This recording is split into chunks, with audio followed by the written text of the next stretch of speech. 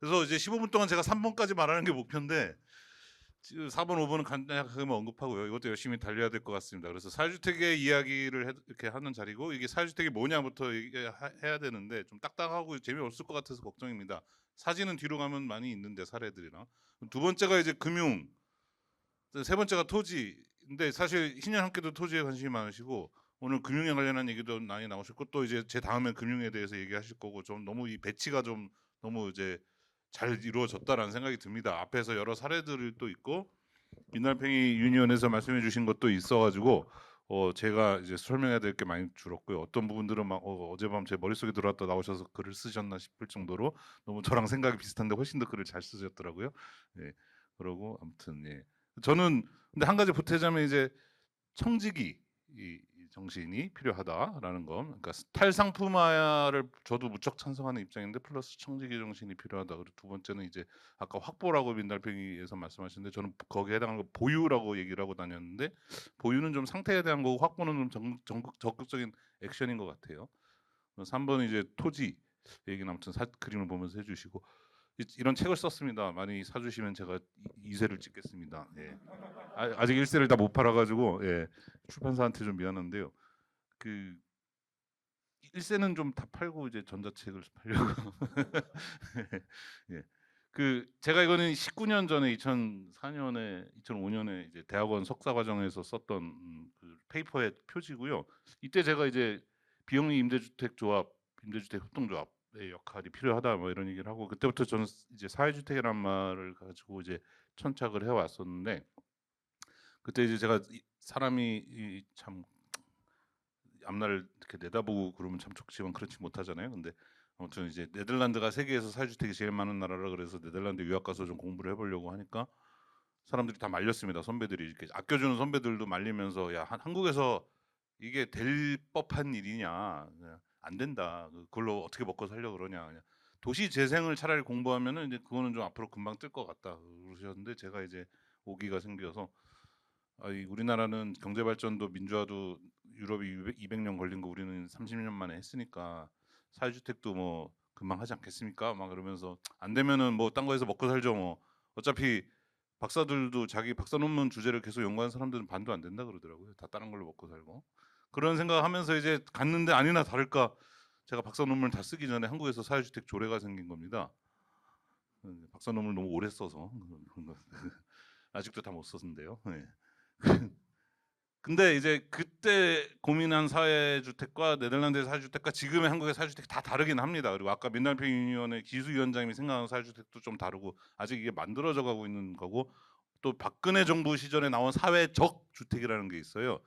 그게 또 다르고 아무튼 이게 제도로서의 명칭이랑 학술적 개념으로서의 명칭이 다 다른데요. 그 개념이 그래서 뭐냐? 아직 만들어져 가고 있는 건데 저는 이제 삼자 협력의 주택이라고 일단은 그렇게 붙였습니다. 그러니까 이제 조례 같은데 보면 사회적 경제 주체가 공급하는 주택이다. 그래서 사회적 경제에 대해서 이제 공부를 해야 되는 상황이 되고 우리나라에서는 협동조합이나 사회적 기업, 자활기업, 마을기업 같은 게 제도로서의 현재로서는 사회적 경제 주체가 이런 게 있죠. 이런 게 다 완벽한 게 아니라 문제가 있는 부분들도 있고 뭐 잘하는 부분도 있고 고칠 부분도 있고 하니까 그거는 또 별개의 주제고 어찌됐든 이런 게 공급하는 주택이면 사회주택이다라는 거에 대해서는 아까 이게 지수 위원장님은 이렇게 좀 반론을 펴주고 싶으신 게 있으신 거고요. 그런 전 저도 이런 슬라이드를 준비했는데 아까 똑같은 말씀을 하셔가지고 사회주택이라고 부르든 뭐 고구마 주택이라고 부르든 뭐 희년 주택이라고 부르든 내가 다 상관없고 그래서 또 이게 사회주택이라면 사회주의 주택 아니냐 그래서 제가 국회의원도 계신데 그럼 국민의힘 주택이라고 합시다. 네, 국민의 힘이 되는 주택, 자유주택도 좋다. 그리고 조국혁신당 가서 혁신주택도 좋다. 그냥 이 1섹터와 2섹터 외에 3섹터도 좀 주택의 공급과 운영에 참여하는 그리고 이때는 꼭 토지하고 건물을 다 소유할 필요도 없고 그냥 보유를 30년 운영하면 그게 뭐 보유하는 거나 다름없죠. 뭐 소유. 저는 이제 보유라는 이유를 쓰는데 그래서 이름보다는 실체가 중요하다. 사실 뭐 아파트하고 빌라가 유럽에서나 미국에서는 빌라가 진짜 고급이고 아파트가 안 좋은 집인데 우리나라에서는 거꾸로 된 의미잖아요. 물론 이름도 중요합니다. 3등석보다는 이코노미 클래스가 훨씬 더 느낌이 좋잖아요. 근데 아무튼 그래서 뭐 어찌됐든 뭐 실체를 잘 만드는 게 중요한데, 그래서 조작적 정의 혹은 법적 정의는 운영하기 나름이니까 그건 그때그때 달라질 수도 있고 뭐 잘하기 나름인 것 같고, 우리나라 국민주택 같으면은 국민주택 기금이 들어가면 국민주택이라고 뭐 돈의 이름에 따라가기도 하고, 뭐 외국의 경우는 주택의 기준을 먼저 정하고 임대료가 이러하면은 이게 뭐 어떠한 주택은 사회주택이다. 저는 뭐 제안을 하자면, 저는 사회주택 기금이라는 게 생겨서 민간 기금이든 공적 기금이든 간에 뭐 그 기금을 받으려면은 이런 임대료와 거주 기간을 보장해라 뭐 이런 식으로. 사실 거주 기간은 민간 주택들도 다 저는 무기 계약으로 바뀌어야 된다고 생각하기 때문에 거주 기간은 굳이 안 써도 된다고 생각을 합니다만. 예. 근데 이제 개념적 정의는 어찌 됐든 삼자의 장점을 살려서 하자. 뭐 국가도 장점이 있고 단점이 있고 시장도 장점이 있고 단점이 있으니까, 제가 옛날에는 안 그랬는데 요새는 되게 너그러워져가지고, 예, 다 장단점이 있잖아요. 뭐 그래서 장점을 결합해서 가는 걸로 가자. 이건 뭐 제안이고요. 꼭 이걸로 아니올 수도 있겠습니다. 뭐 그래서 사실 저는 여기서는 공공주택 굳이 이제 학술적으로 하면 제 책에는 뭐 요 부분은 공공주택이고 이건 사회주택이고 뭐 협력하는 주택이고 뭐 이렇게 구분할 수도 있는데, 뭐 그거는 이제 그거고, 결과적으로는 이쪽 영역이 늘어나는 게 중요하다. 아까 이 1섹터와 3섹터의 영역이 다 같이 늘어나는 게 중요하고 서로 잘하는 게 조금씩 다르다. 그 어떤 권위와 정당성과 뭐 재분배를 할 수 있는 정당성, 이런 건 국가가 가지고 있는 거고, 근데 사람들의 이 사정을 이렇게 밀착해서 듣고 막 이 지역 상황에 맞게 기획하고 이런 거는 풀뿌리가 잘하잖아요. 그래서 이제 풀뿌리가 굳이 집을 소유하려고 할 필요는 없고, 그런 거 잘하면 아까 민달팽이 달팽이 집 같이 이제 그런 사람들은 그런 역할을 좀 하면서 공공이 또 이렇게 힘을 합치고 이런 거 하자, 이런 걸 늘려자. 그리고 사회주택이라고 부르든 뭐라고 부르든 상관없다라는 게 이제 정의에 해당한 거고, 실제 우리나라에서 이제 이런 것들이 지어졌습니다. 뭐 다세대 주택 형태도 있고 단독주택 리모델링한 것도 있고 아파트 단지 형태도 있고. 근데 이제 좀 요 정도 규모가 제일 이제 앞으로 많아질 것 같긴 합니다. 100세대 남짝에 아파트 형태도 뭐 많이 있으면 좋겠는데 그렇게 많지 않을 것 같기도 하고, 뭐 고시원 리모델링 한 거 전주의 사례 뭐 이런 등등이 있고요. 나중에 파일 보시면 되고요. 통계 넘어가고요. 방식은 여러 가지가 있어서 뭐 토지 임대부 방식도 있는데 이게 전세 제도랑 좀 안 맞는 게 이제 있어서, 외국에서 토지 임대부 했다고 우리나라에서 막 해보니까 뭐가 좀 잘 안 되는 게 저희가 고민해 보니까 전세 때문이더라고요. 그다음에 이제 뭐 이제 아까 말한 그 위탁 운영 방식, 그런 이제 남들이 지어놓은 걸 공공이 산 다음에 위탁 운영만 맡길 때가 이제 맨 위가 될 텐데, 그게 아니라 기획도 여기서 하고 운영할 사람들이 기획을 한 다음에 공공이 사주고 다시 운영을 맡기는 민간 투자 사업 같으면 BOT, BTO 뭐 이런 거 있을 때 BTO에 해당하는 뭐 그런 것들이 이제 있는데, 앞으로 이제 뭐가 많아질지는 한국적 상황에 맞춰서 정답이 있는 건 아니겠죠. 뭐 늘어날 거고요. 벌써 5분이 넘게 지났는데. 이게 핵심이 금융인데요. 네.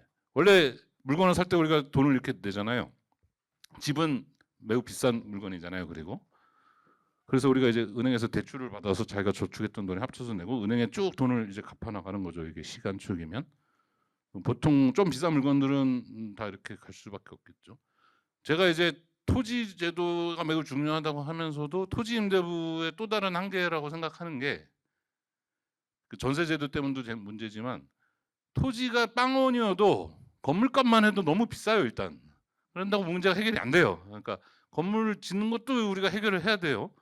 근데 그래서 이제 예를 들어 6억짜리 집을 이제 3억 원이 토지고 3억이 건물이라고 치면은 건물값만 3억에 이렇게 팔겠다는 게 이제 지금 SH공사에서 하는 토지 임대부고, 토지 임대료는 또 30만 원씩 받겠다는 건데, 아무튼 뭐 그럴 수 있는데, 그거의 문제가 뭐 한 오늘 그것만 해도 1시간을 얘기하겠지만, 그게 문제 중에 하나가, 그러면은 이 입주자한테 대출을 은행이 해줄 수가 없어요. 우리나라 시스템에서. 왜냐하면 토지 지분이 없는 사람이니까.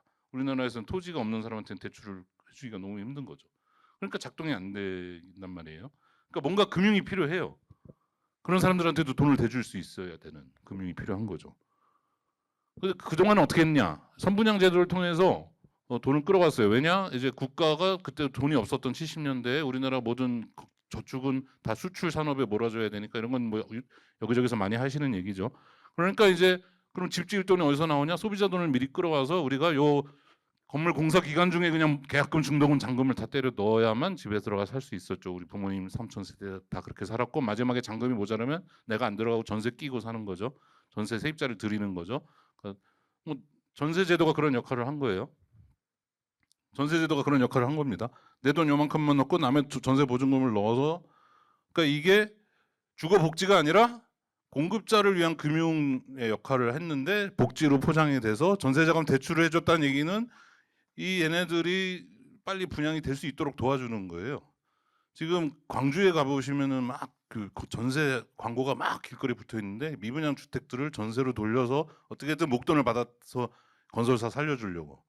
그러니까 전세가 집값보다 싼 돈으로 들어가니까 당장은 세입자한테도 좋은 것 같이 보이지만, 일단은 급한 불을 끄기 위한 걸로 기능을 했고, 처음부터 그렇게 설계한 건 아니지만, 그 조선시대 때까지 얘기가 길어지는데, 그럼 아무튼 그 다음에 이렇게 하는 이유는 나중에 시세차익을 얻어가니까, 앞에서도 말씀해 주셨으니까.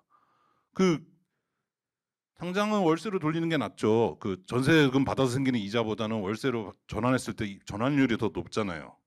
근데 왜 임대인들은 이 자본주의 사회에서 전세로 유지를 할까요? 그러니까 지금 막 도시화가 되던 시절에는 옆에 집이 또 생기고 있는데 내가 이 집을 가지고 월세를 받고 있느니 이 목돈으로 받아서 집을 한 채 더 사는 게, 그거는 2배, 3배의 차익이 나는데 겨우 6%, 7% 가지고 지금 싸우고 있을 때가 아니잖아요.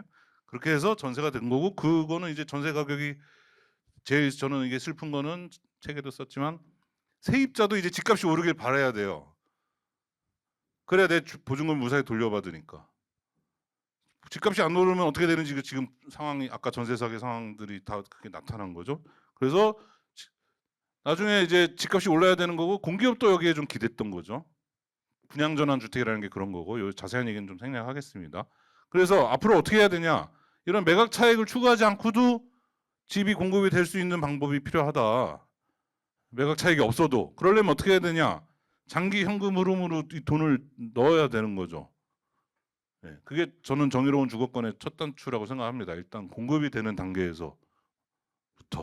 그러기 위해서는 공급자가 이제 세입자의 전세금을 받아서, 다주택자가 세입자의 전세금을 받아서 공급자한테 돈 주는 이게 아니라, 공급자가 처음부터 장기적인 공급자 금융을 받아서 집을 천천히 싸게 공급할 수 있어야 되는 건데, 그런 걸 우리나라가 이제 주택도시보증공사나 주택금융공사가 해야 되는데, 이 사람들도 아직 개개인들이 나빠서가 아니라 이 사람들도 아직 그냥 기존의 시스템에 젖어 있어요. 이거를 고치려고 굳이 하려고 하면은 이제 너 왜 이렇게 나서니? 뭐 이런 말 들으니까 정치권에서도 압박을 해야 되겠지만, 어찌됐든.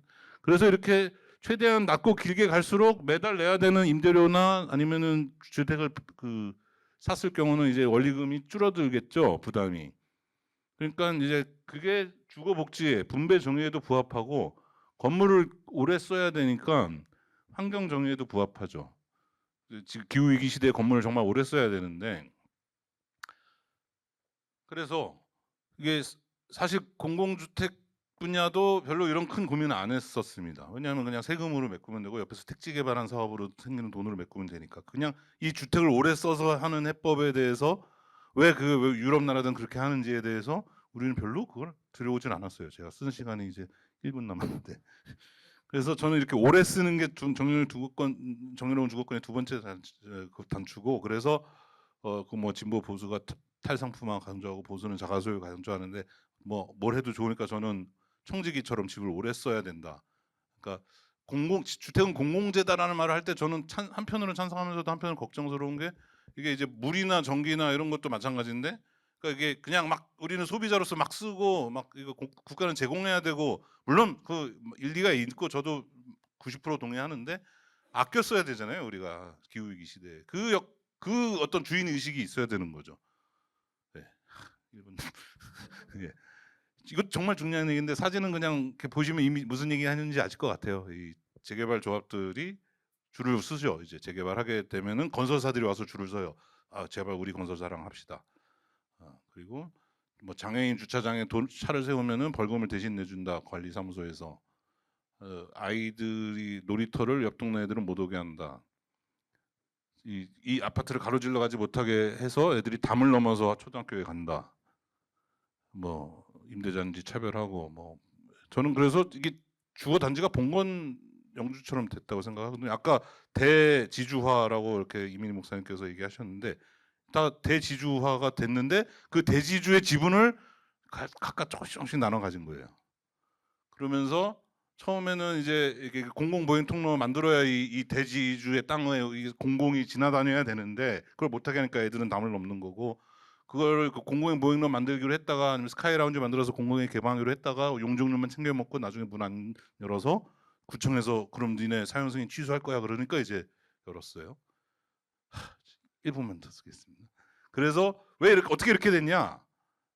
토지구획 정리사업이라는 거를 일제강점기 때부터 했고, 그렇게 해서 이만큼을 했고, 아파트 지구 제도 통해서 아파트 만들었고, 택지개발 사업을 1980년대 그 전두환 때부터 만들어가지고 지금 전국토가 이렇게 됐고, 택지개발 지구가 늘어나고, 그 결과 서울의 경우 국립묘지라든가 뭐 용산공원이라든가 이런 그린벨트 빼고 대부분의 우리의 눈에 보이는 땅들은 다 국가가 개입해서 단지로 만들어줬습니다. 그 개개인들이 열심히 저축해서 아파트를 사신 것도 맞죠. 하지만 개개인들이 열심히 저축한다고 거기 아파트가 생겼을까요?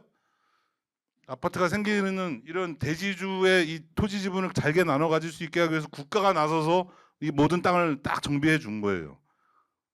그 얘기를 이렇게 길게 썼는데 그렇게 된 결과 그 토지를 나눠 가진 사람들이 이제 국가보다 힘이 세져 가지고 국가가 보행 통로 만들겠다 그러고 주차 벌금을 매기겠다 그러고 뭐 해도 무시하고 우리끼리 알아서 할 거야.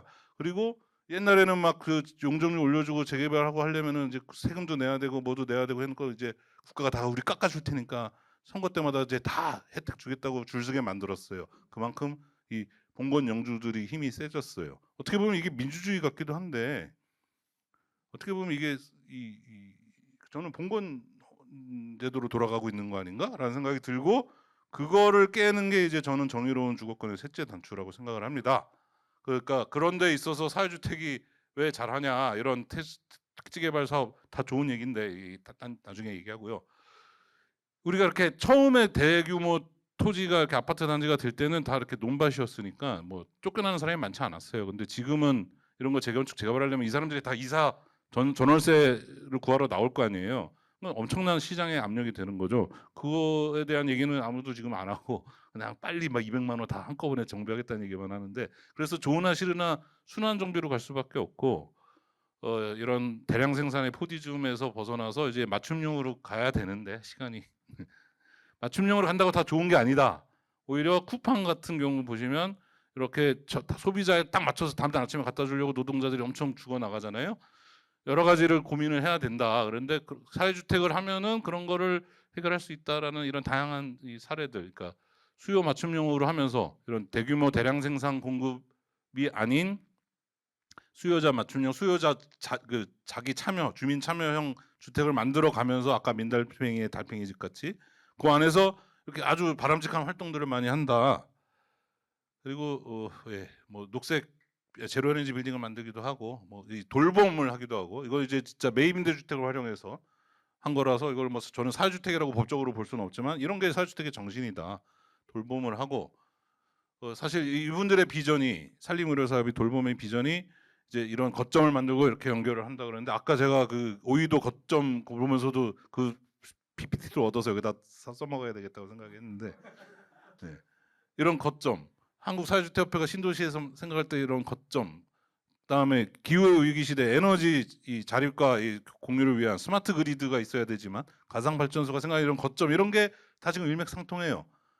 80년대 90년대 대규모 아파트 신도시 만드는 방식이 아니라 뭔가 이렇게 좀 적정한 규모로 이용자가 참여하면서 만들어야 되고, 이게 이제 어떻게 보면은 아직 그 사례는 많지 않지만 뭐 점점이 짓는 사회주택이 아니라 약간 이런 식으로 이렇게 적당한 블록으로 들어가는, 그러면서 분양도 있고 임대도 섞여 있고 뭐 이런 모습이 좀 대안이 될 수 있지 않을까. 물론 쉽지 않겠죠. 당장 이걸 다 아파트로 바꾸면 훨씬 돈이 많이 된다고 생각할 수도 있으니까. 근데 뭐 앞으로 인구가 없어가지고 결국은 이렇게 가져야 되지 않을까 싶고, 사회주택 사업자들이나 이런 협동조합들이 주민들 사이에서 아 쟤네들 잘하네라는 신뢰를 얻으면, 아까 탄탄도 처음에 정말 고생하셨지만 이렇게 신뢰를 얻으면 이런 일도 많이 할 수 있지 않을까. 그래서 끝내겠습니다, 진짜로. 기존에 저는 주거권은 아까 이제 이민희 목사님도 정리하신 그 유엔의 7가지를 저는 다시 해쳐모시키면은 계속 거주권 부담, 그다음에 부담 가능성, 뭐 양호한 환경 뭐 이런 걸 텐데, 플러스 이제 시대적 과제까지 좀 할 수 있겠다. 이제 우리가 벽돌하고 시멘트를 가지고 싶은 게 아니라 건물 너머의 가치를 가지고 보유하고 싶은 거잖아요. 안정적으로 오래 살 수 있는 쫓겨나지 않은 권리를 보유하고 싶은 거지 내가 이 시멘트를 보유하고 싶은 게 아니잖아요. 그리고 시세 차익도 좀 바라는 이유가 뭔가요? 국가가 내 노후 보장을 안 해주니까 우리 애들은 어떻게 독립시켜주지? 그러니까 이게 사실 민주주의에서 결국 선거에서 시간이 없는데 예.